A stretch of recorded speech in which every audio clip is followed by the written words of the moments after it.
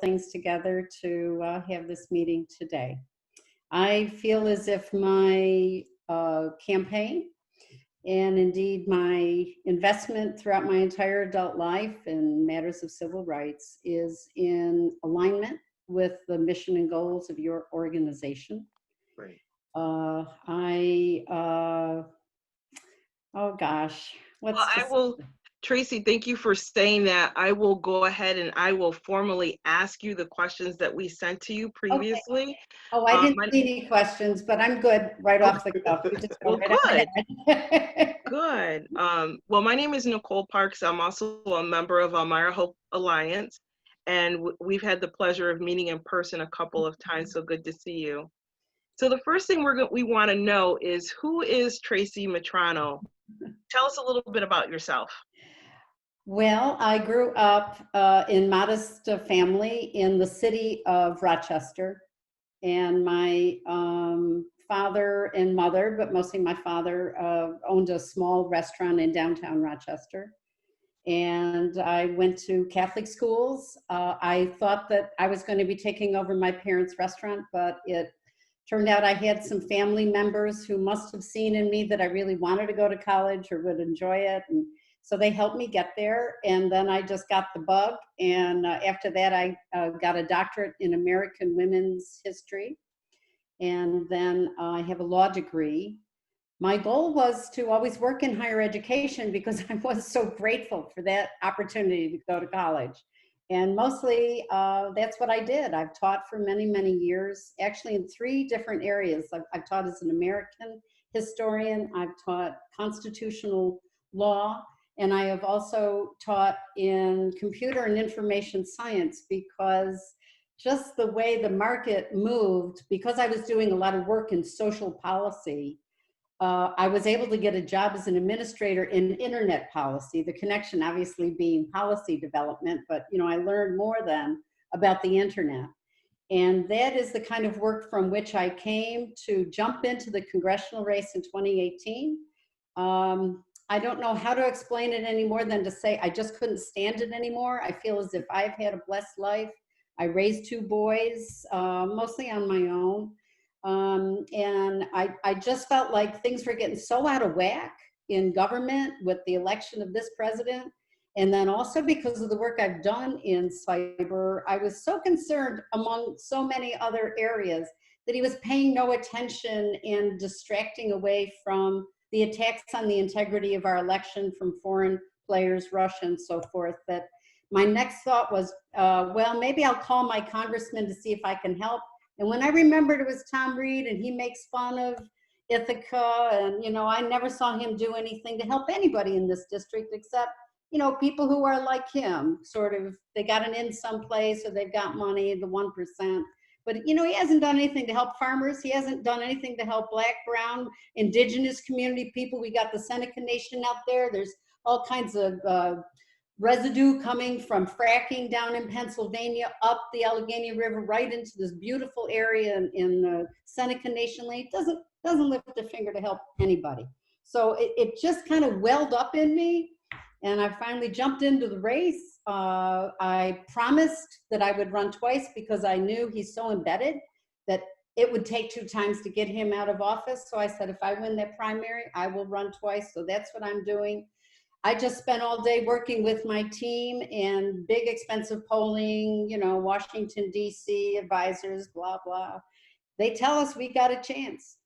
Praise God. Donald Trump and Joe Biden are now neck and neck, even in this district where Donald Trump won it by 15%. Something's shifting. And so what I hope to shift is getting this incumbent out of office, and I hope that I could do something for people in this district. Thank you for letting us know who you are. I don't know what happened to you. I still see you. You see me? Okay, I pushed the wrong button, sorry. Am I still there? Yes, I see you. Yeah. I don't know what I just pushed, I'm sorry. We'll just ask the question. Okay, all right. So in that heart, tell us about what counties are in the congressional district that you are running for, and what is the name of this congressional district? Yes, it's called New York 23.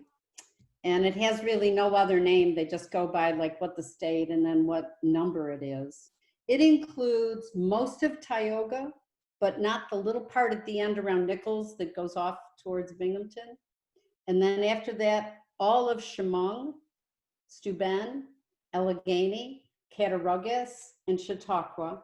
So all the way from east of you guys right to Lake Erie, and then going up, it includes Seneca, Tompkins, Yates, half of Ontario, and Schuyler. So it's 11 counties. 2 of them are cut off a little bit, but it's most of Tioga. Ontario is kind of cut in half, but most of Tioga, just that little corner, is off into Mr. Brindisi's district. Okay, great. Now, can you tell us a little bit about what a Congress member does, especially specific to our area? Here we are in Chemung County in the city of Elmira. What kinds of, in that position, what do you feel will you be able to bring to help the citizens of this area? I love that question. No one ever asks me that kind of question. And so I really appreciate that because it's a darn good question, you know? So Congress, of course, is part of the federal government, and it has control over, I would say, like big issues: healthcare, education, but more on the side of higher education. And the immediate issue there are the interest rates that Congress is just letting both the government and banks charge, which is crippling people who want to get a good job because they want to get a degree or, you know, advance their life in some way. So healthcare, which I can talk about in detail, education, but mostly higher education, although there's a lot to be said about the savage inequalities that we have right from pre-K through K through 12 that I believe the federal government should start to address instead of just leaving it up to local and state government, because of how property taxes, you know, have such a determining effect on the money that a district has. So I know traditionally that's more local, but I do think there's a role for federal government there. Big infrastructure things such as the money for roads and transportation, public transportation. We really need public transportation in this district.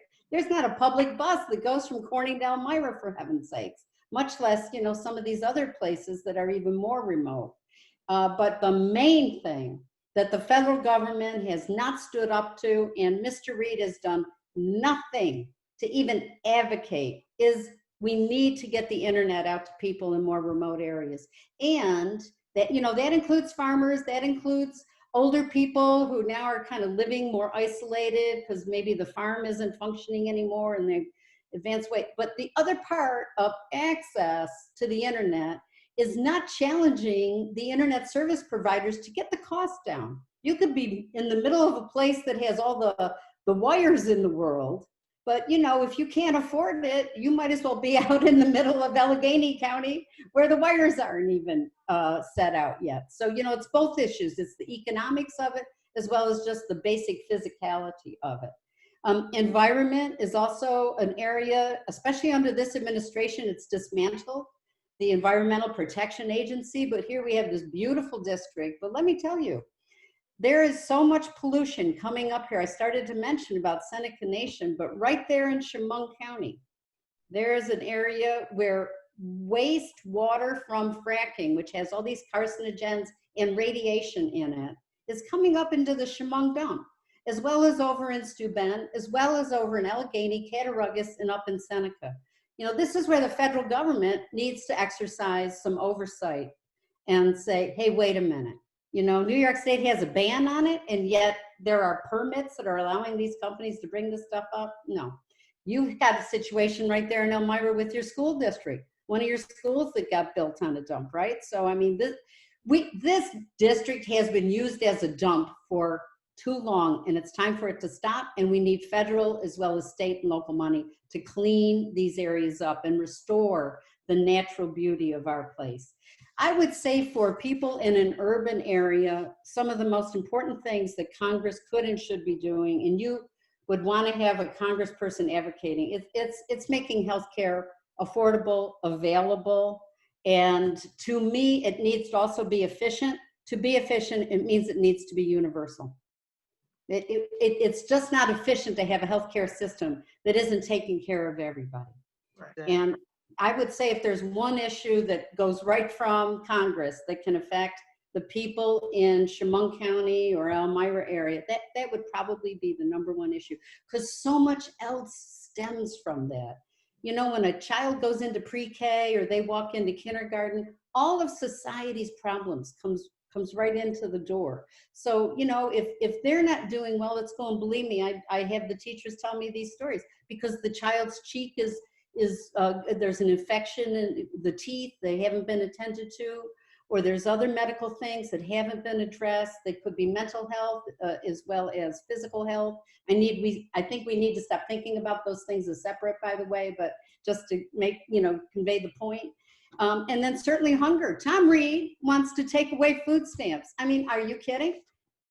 There's probably 1 in 4 people in this district who are hungry. And I know some of them are right there in Elmira. They're also out in places you probably never even heard of too. Right. And that's something that is black and white. That crosses over. There's a lot of really poor people, and they're very isolated. And I don't know if it's pride or lack of education or connection, or having someone in politics who cares about you, wants to bring you in. But we have poor people all over this district, and they're both in cities, and they're also sometimes in really remote locations too. So I would say making sure people have, so the big 3, just to be clear: housing, medical, and I mean the whole span, addiction, mental health, treatments, as well as just basic health care, and hunger. And then you could add on to that issues about transportation and internet that I also mentioned. So really, a lot of issues: healthcare, education, the environment, infrastructure, housing is also an issue that we need to attend to. We need something better than what the Health and Human Services has come up with Section 8 and so forth. We need something that's going to look and see what the needs are and respond to the needs, instead of relying on a program that, maybe in the 60s it was helpful, but it's like burned itself out as being genuinely helpful to find housing for people. Mm-hmm. A lot of people are also being evicted right now because Congress's failure to pass a damn bill. Mm-hmm. We got 6 minutes left, and you got 2 more questions, Nicole. Oh gosh, all right. Well, see, this is the problem with a politician. You get actually, me talking, You're doing fine, Tracy. You're doing fine, because you actually did include, in terms of what kinds of things that policy-wise, you covered where you want to stand and what you're going to be fighting for. Yeah. The last combination question I have for you is, obviously those things that you just spoke about are what you're passionate about and what you're going to be fighting for us for if you're elected. The last thing, in light of not only the pandemic, we have 2 pandemics, in the aftermath of the murder of George Floyd, we want to know what your position is and what you would be doing to help address police reform in the state of New York, especially in our area. Right. So I was race baited by Tom Reed's campaign in 2018 because of something I wrote as in my previous work in higher education. I used to be a national blogger about issues.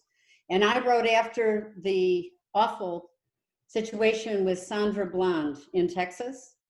I wrote a piece in support of Black Lives Matter and calling on this government and this country to do more about police brutality, especially in issues of race. But I have to tell you, I saw cops beat up my father. So, so I was race baited by Tom Reed's campaign in 2018 because I was in support of this movement before the murder of George Floyd. And the way they race bait is to make it seem as if you are in support of Black Lives Matter, then you must be against the police. And that's what they would say. They'd say, oh, you know, when a trooper died, Tracy wanted to throw a party. That's awful. Mm-hmm. Besides, I have two stepsons who are deputy sheriffs in Chemung County. I mean, that it was just an awful thing to say, but that's how they operate. Now, after the murder of George Floyd, I attended the Black Lives Matters events in Elmira, Corning, Geneva, Penn Yan 3 times, Ithaca, as well as Olean and Jamestown. I have made connections as much as I can, and please come into what I'm about to describe. I have a very loose affinity group of people that meet every couple of weeks. We're meeting by Zoom just to talk about what's going on so I understand better and want to be responsive to it. And then I can also share what Congress does. That's why I said that's really a good question. Because some people say, there was a woman in Hornell. She said to me, I voted when I turned 18 in the 1970s. She's 66 years old. She said, I haven't voted since. I said, right, it would be an honor if by our knowing each other, you will vote. And I didn't say vote for me. I just mean we've got to have people as part of the process.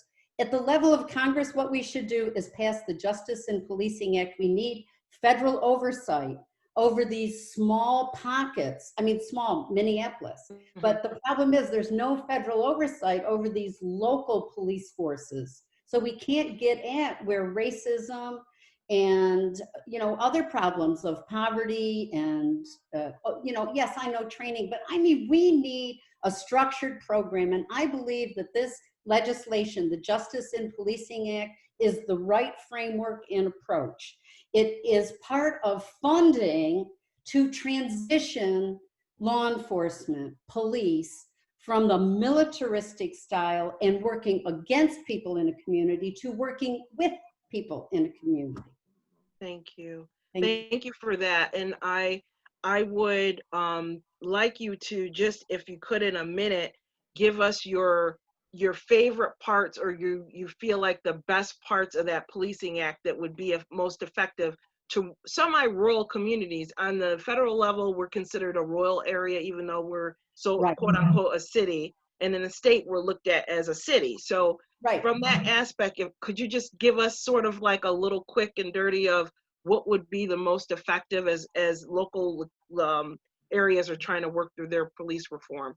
Number one, it would create a very active Department of Justice overview.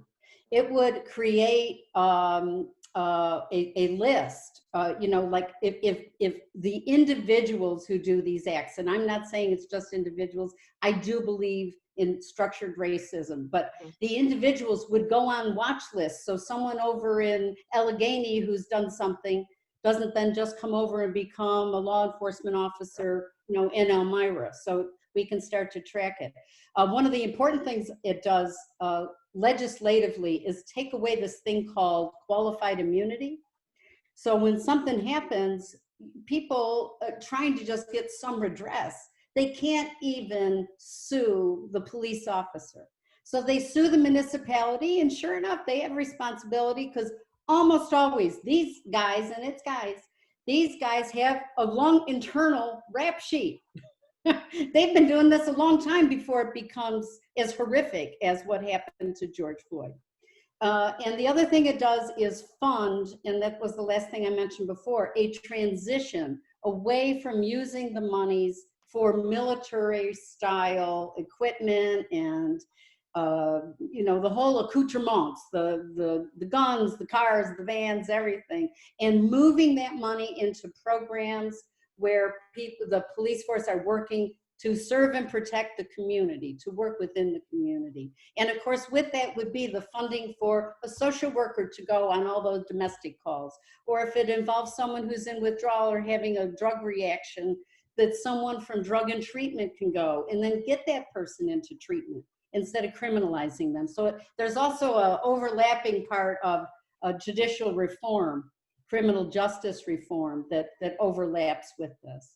Well, thank you Those very are the much. big pieces. Yeah. Thanks. Thank you for those. I know that it's a big thing, and it is a culture change. And we all are going to have to, you know, grin and bear through it. And I thank you very much for spending this time with us and really giving us a good education about who Tracy Mitrano is and what the position that you're running for in Congress will do to help our community. Thank you so much. Thank you so much for having me. God bless you all, and I look forward to seeing you again. Yep. Thank you, Yes. Tracy. Take All the care. best. Right, Bye-bye. thanks. All right, he's here.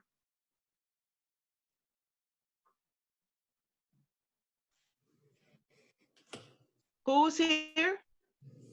Tom O'Mara. So that's you. Yeah. Hello, Tom. That'd be me. Hi. How are you?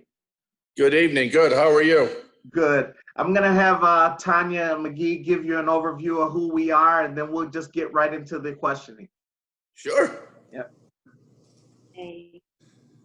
So Elmira's Hope Alliance is a grassroots multi-organizational alliance working to improve the entire Elmira community by helping to address citywide issues that include racism, social and economic injustice, voter education, employment, crime, and economic development. Elmira's Hope Alliance will work in collaboration with city, county, and state officials with the goal to leave whatever area we work on better than we found it. Great. Okay, Tom. Okay. My name is Carnell Parks. And again, this is Hope Alliance, Elmira's Hope Alliance. And we just had a few questions. We're trying to educate the community on who these candidates are. And, you know, we've registered a few people. And so, you know, we're trying to get them acclimated to the voting system and who people are in politics. And Great. using these 4 little questions, we're going to try to educate them, if that's okay. Okay. Yep. Yeah. So basically, if you can give us just an overview of who you are, that would be great. Well, my name is Tom O'Mara. I'm a New York State Senator for the 58th Senate District.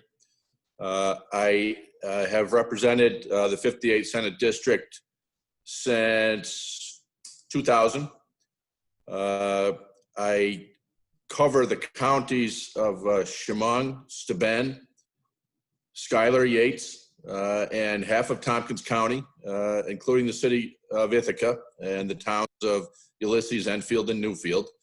I am currently in the Senate. I am the ranking Republican, recently appointed in that position on the Investigations Committee, which has taken the lead on the investigations into nursing homes and the resulting deaths of COVID patients.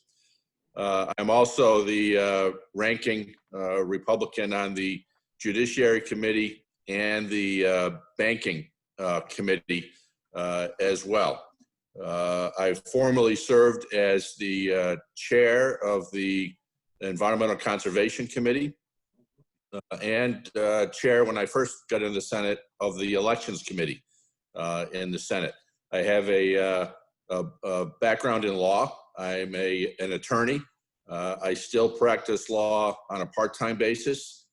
I am associated with the firm of Barclay Damon, which is a large upstate law firm based in Syracuse, Buffalo, Rochester, Albany, New York City, Toronto, Boston. And I do some limited work in the area of mostly real estate, financial transactions, some commercial work. I've done a lot of work with the as counsel to the Chemung County Industrial Development Agency over the years, and working on economic development projects in Chemung County in particular.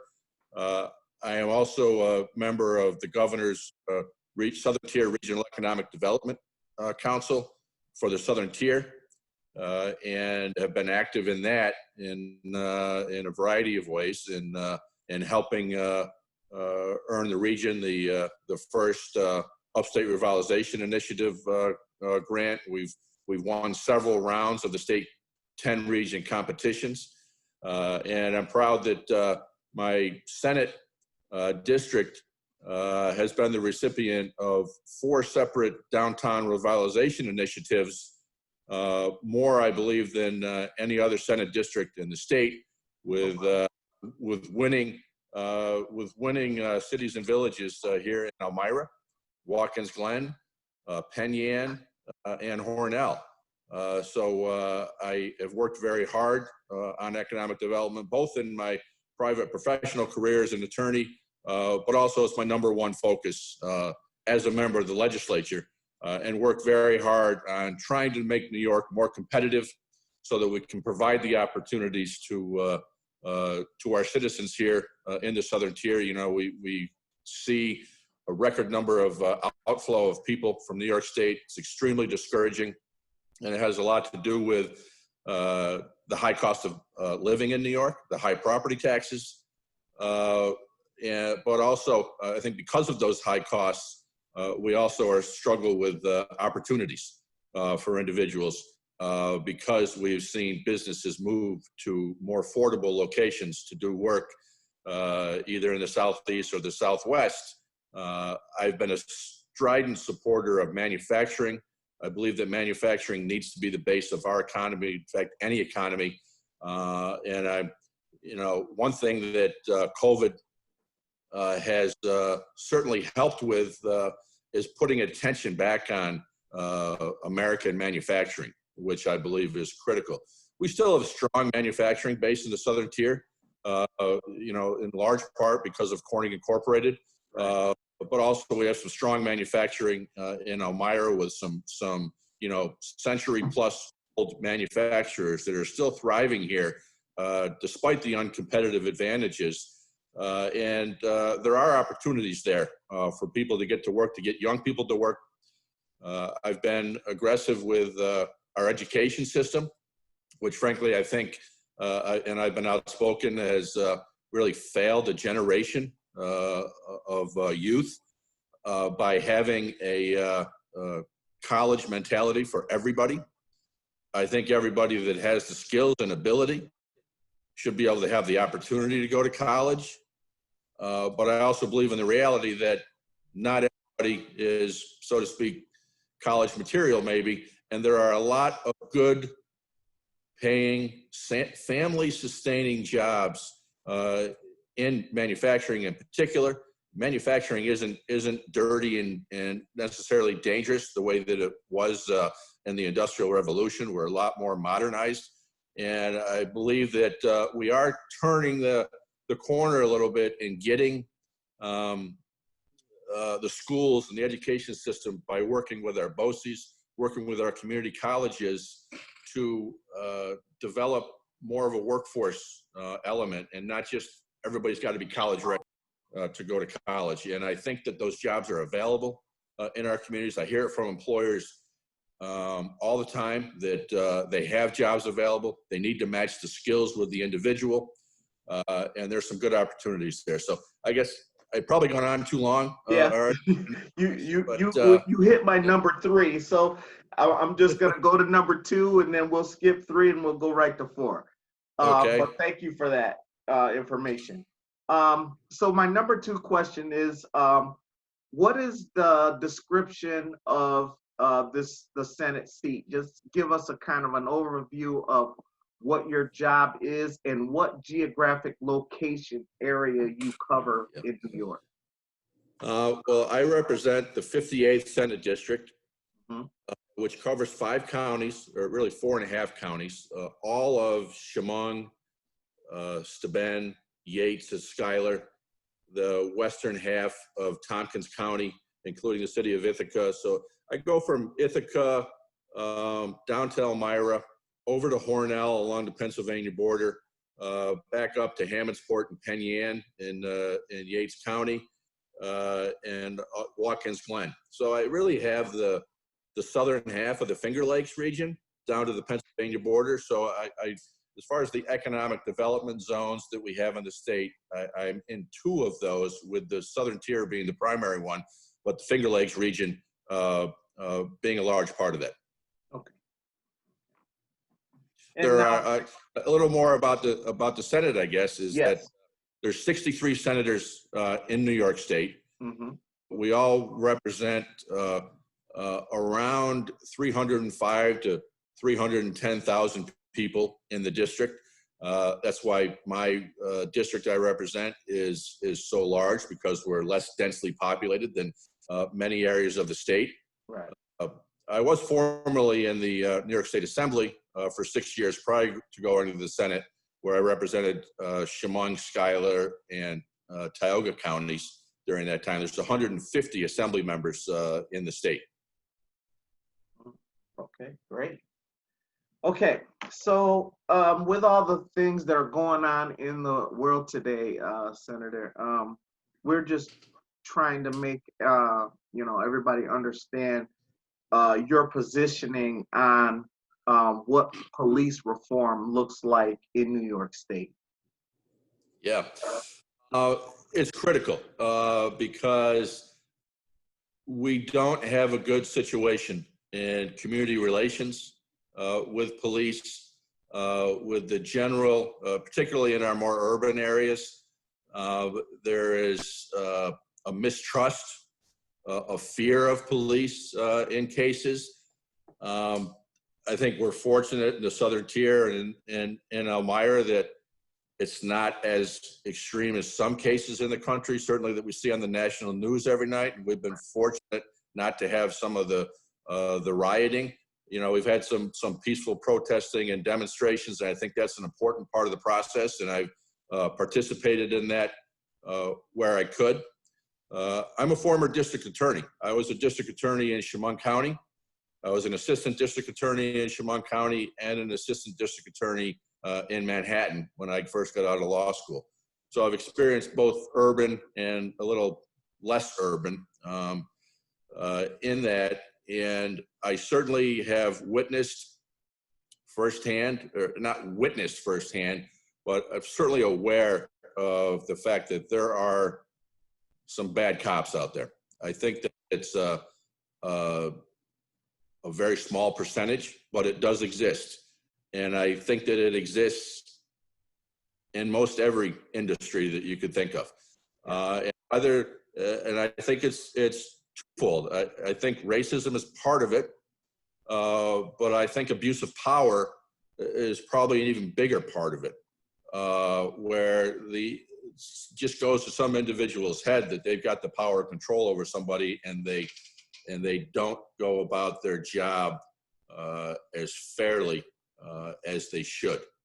I think that police brutality of that type should be treated significantly, harshly by both the criminal justice system and the civil justice system.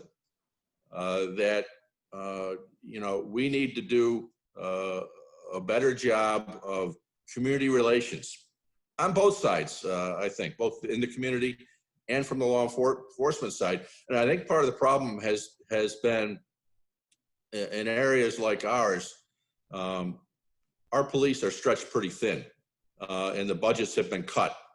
And there has not been enough opportunities for maybe as significant of training as there should be, whether it be de-escalation, whether it just be race relations, or working to weed out those individuals that don't have the temperament for the job, that have that abusive authority. We recently did a package of bills in Albany in response to everything that's been going on, really that got kicked back up to the front burner with the unfortunate George Floyd murder. I think those instances, fortunately, are very few and far between, but we've seen too many of them as a nation in recent years that warrants us doing more than we've been doing. Right. I'm a proponent in Chemung County and with the Elmira Police Department in particular to make an effort to get more minority representation in the police force. I think that's important for community relations, that when you're trying to build which we need to do, build and restore trust of law enforcement, that people that at least initially look alike are dealing with each other, makes that initial approach easier. I think it's good that we have police officers in our schools as school resource officers. I think that helps with some relations, because those officers that I've seen in those positions have really, frankly, been very good at working with and trying to build rapport with students of all age. But we need to do a better job of the police discipline, and whether there, is these unwritten rules of I'm just going to look the other way and not say anything as a code of conduct in police or not. I don't know how systemic or persistent that is, but we need to do a better job in society of showing that disciplinary actions are taken seriously within the department and within the community. And it's been very difficult when most police departments police themselves. Right. That is just ripe for an appearance that you're just sweeping things under the rug. Of the package of bills that we did in Albany, I think the most important one we did is that we established an inspector general type position within the New York State Attorney General's office that would be responsible for handling disciplinary complaints from police departments across the state. In New York City and some of the larger municipalities, they have civilian complaint review boards. And when I was an assistant DA in Manhattan, certainly there were, referrals that came through there.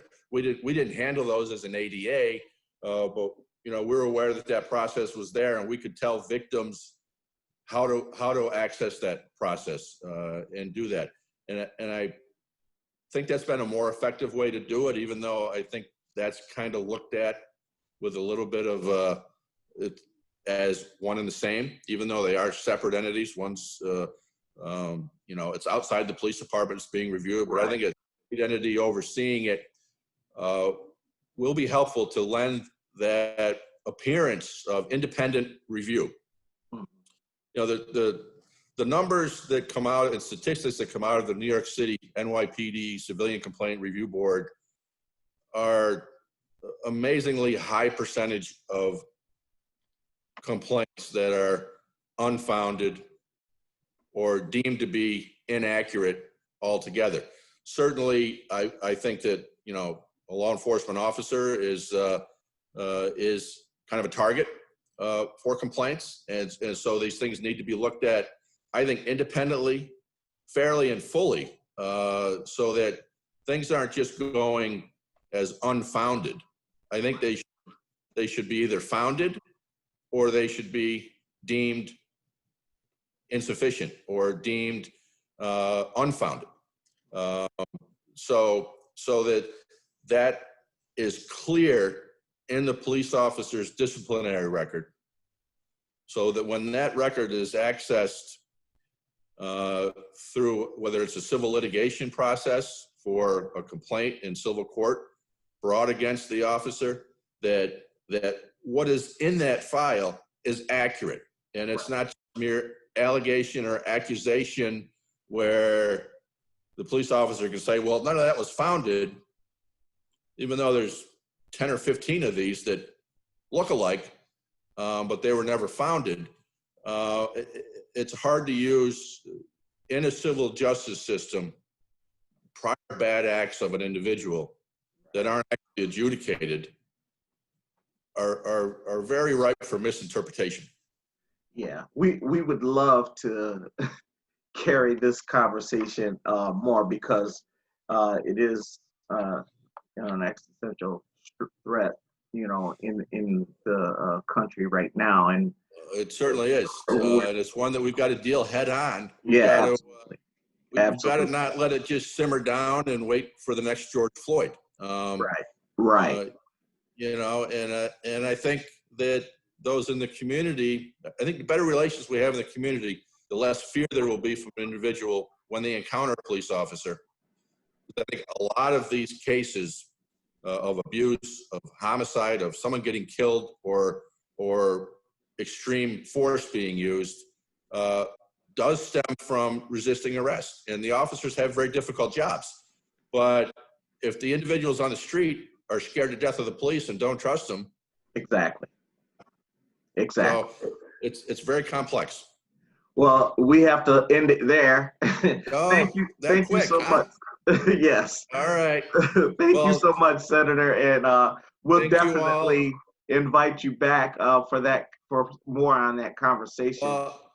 I would love to. So anytime. Don't hesitate. All right. Thank you so much. Thank you. Yep. Bye-bye. Bye.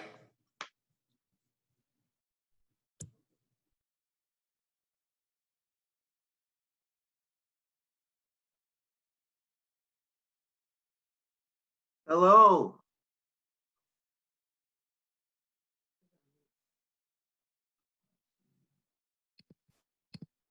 Hello.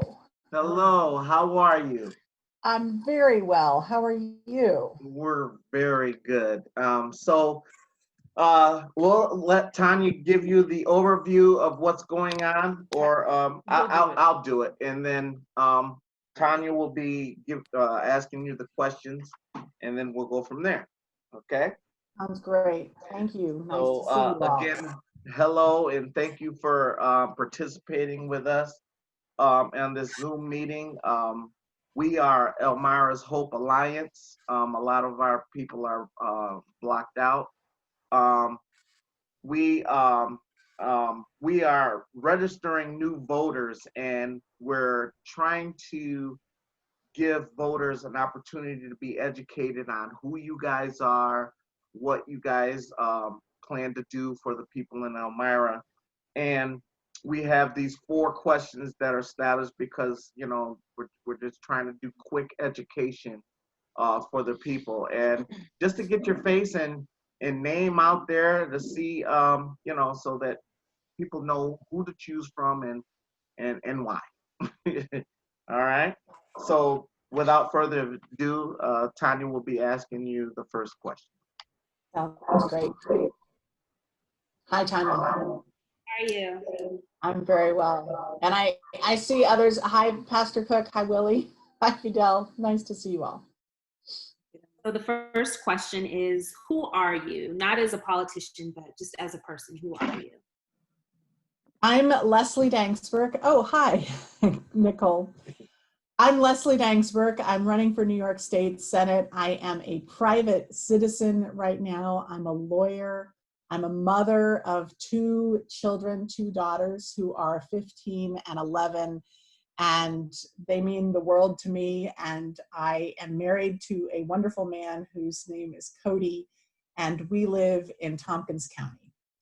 And I believe passionately in real opportunity and vitality of this region.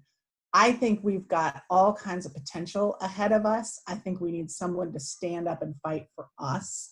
And I believe that I'm that person because I have a long history in my legal practice of standing up for folks who have not had the benefit of a system that purposefully lifts them up. And I've made my life's work about making sure that we equalize every playing field we possibly have an opportunity to do. I've done that in my law practice, and I've also done it in my my avocation and in my hobbies and in my political and philanthropic work. Awesome. So what is the description of a senator, and what geographical boundaries will you serve? So there's 2 houses in the New York State legislature, just like in Congress, there's 2 houses. In Congress, at the federal level, we have the United States House of Representatives and the United States Senate. And in New York State, we have 2 houses also. They're called the Assembly and the Senate. And I am running to represent this region in the Senate. It's a 5-county region. It includes all of Chemung County plus the entire counties of Steuben, Schuyler, and Yates, and then about 3/4 of Tompkins County. How does your position address police reform? So we know that we are in a political and a social climate that is extremely important right now. So how will your position address that locally? So I have put out a press release on this, several press releases on this recently, because it is something that has been a topic of discussion recently, but it also, for me personally, is something that I've been paying close attention to for years and years. This particular position, the New York State Senate position, has a tremendous amount of power in addressing police reform and in addressing equalizing the playing field. And that is because the legislature in any system of checks and balances is the body that gets to write the rules. And in our democracy, we the people who vote for the legislators then choose the folks who go vote over and over after that and write the rules. And so the vote that we take on election day then allows those legislators to vote many more times to decide what the rules are going to look like. And so when you make a choice as a voter to vote for a particular office holder, you want to make sure you're voting for an office holder who's going to write the kind of rules that you want to see in place. And right now, we have a system of rules in this country that has held sway for the last 244 years that systematically disenfranchises some people in America. And so the rules do not reflect what I consider American values, which are that we all have the right to life, liberty, and the pursuit of happiness. So when the rules that we're writing do not reflect our values, that is because the people writing the rules are not taking the time to make sure the rules do what we want them to do. And so we either need to educate those people, or we need to get them out of office and get people in who are going to write rules that actually reflect our values. And in my view, I think it's high time that we put some people into office who have not voted in the past to keep a system of rules in place that systematically disenfranchises vast swaths of our population. Awesome. So your last question, what are your plans for Elmira if elected? So how will what you do in your Senate role affect us locally? So Elmira is full of opportunity and potential. We just are not activating that. Last year, there was a USA Today article that came out that identified only 2 cities in the entire country that haven't come out of recession since 2008. We had a huge recession in this country in 2008. Most places in the United States came out of that. Tragically, Elmira is one of only 2 places in the country that has not come out of that recession. Now, that is not because people in Elmira are any less hardworking or less deserving or have any particular quirks that makes them different from the rest of the country. That sure isn't the case about Elmira.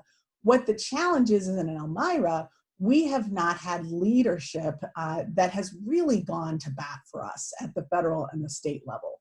We have had the same institutional power structure in Elmira for about the last 40 years. And as a result, we've had 40 years of neglect. And we can't keep making the same choice and expecting things to change. So I am stepping up because I see Elmira as a real hub of opportunity, and we need someone who's going to get in there and fight really hard for our fair share so that Elmira can be like the rest of the country and take advantage of that opportunity.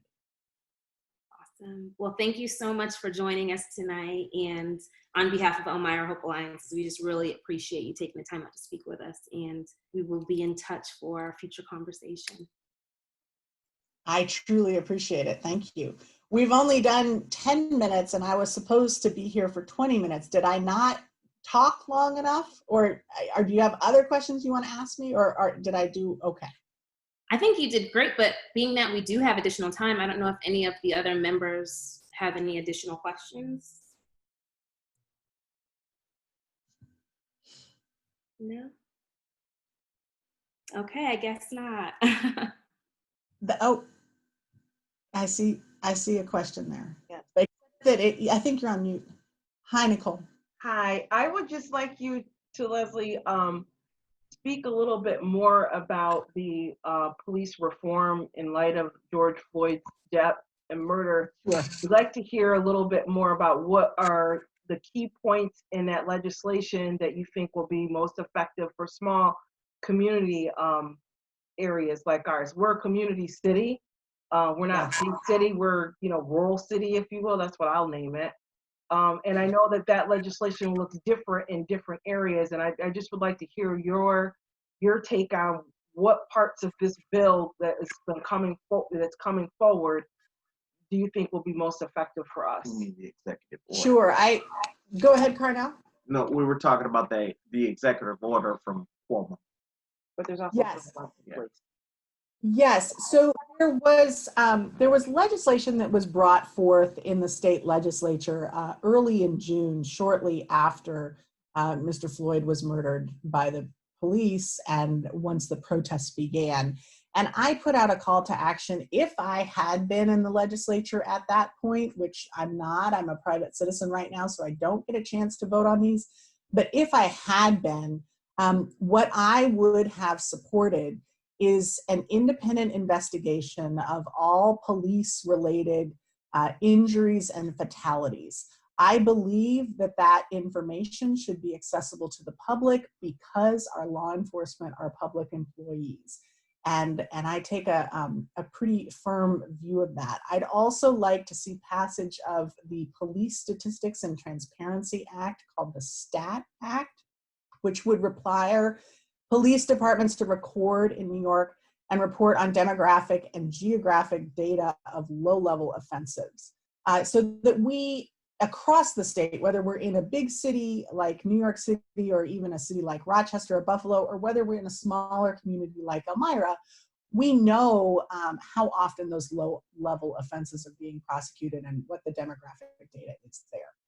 I also strongly support the repeal of what's called Section 50A to allow public access to information on police misconduct. Again, I believe that if a taxpayer-paid position like law enforcement, if a person in that position is engaging in misconduct, that when that misconduct rises to a certain level, that information should be available to the public. And that's what Section 50A would do. It was a very controversial piece of legislation when it was introduced in June.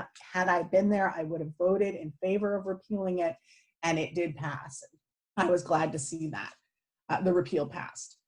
I would work with police departments to implement de-escalation training. I want to see more of that.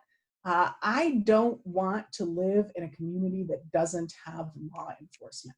I don't think any of us want to live in a community that has no law enforcement. But what we do need is de-escalation training. We need our law enforcement to come to the table so that they can provide us with the information that we need, so that they have the training and the accessibility that they need to be able to provide law enforcement in a humane and non-escalating way. I want to see criminalization of the use of chokeholds and other potentially lethal neck restraints by officers. I want to see that body cameras be worn by all officers. I would like to see prosecution of officers who tamper with or turn off or remove their cameras. I'd like to see clear policy restrictions on the use of police weapons and tactics. And I'd like to fund and require mandatory and regular being the key piece there, implicit bias training for all police officers and ADAs. So those are discrete calls to action that I outlined at the beginning of June. Each of those steps, I believe, would bring us one step closer to a relationship between law enforcement and the community that is much more productive and much more in line with our American values of life, liberty, and the pursuit of happiness. We need to move toward a system of rules that is keeping our American values present and at the front. And I will note for the that my opponent does not support all of the things that I support, and that my opponent has spent a great deal of time over the last several months talking about how Blue Lives Matter and how we need to defend our police departments. Now, as I said earlier, law enforcement has to be at the table in any of these conversations. You cannot have a conversation about any group of folks and not have those folks at the table in the conversation. But that does not mean that we prioritize any individual group over another group. If you go to my opponent's, not his campaign website, but his actual legislative website, his government website right now, he has a photograph of himself standing with members of law enforcement holding a flag saying that Blue Lives Matter. Now, I agree that police officer lives matter. I certainly agree with that. But right now, the people who are being killed are Black. And we need to pay attention to that. Well, thank you so much, Leslie, for joining us. And we'll definitely be in touch because we really want to talk more about, you know, the police reform and what, you know, the candidates are going to do about that, because everybody seems to have a lot to say around that. So we'll definitely be in touch, and good luck in your race, and, you know, See you around. see you around. Thank you. And the most valuable thing I can have from you is to hear from you. I was invited to come and share my thoughts here.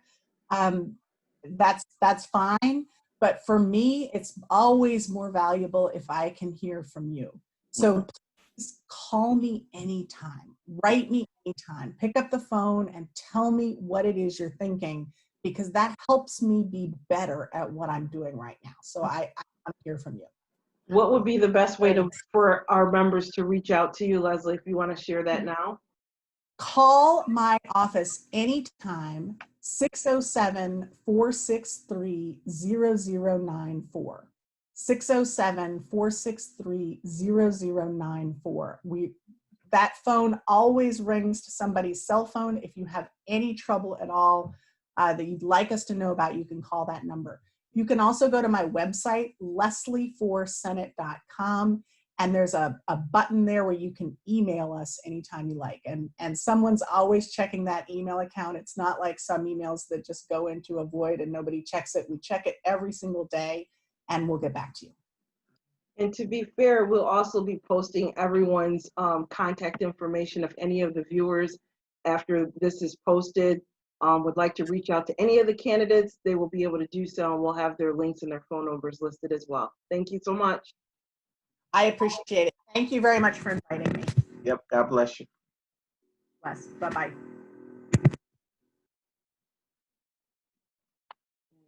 All right, everybody. You guys good? You're recording.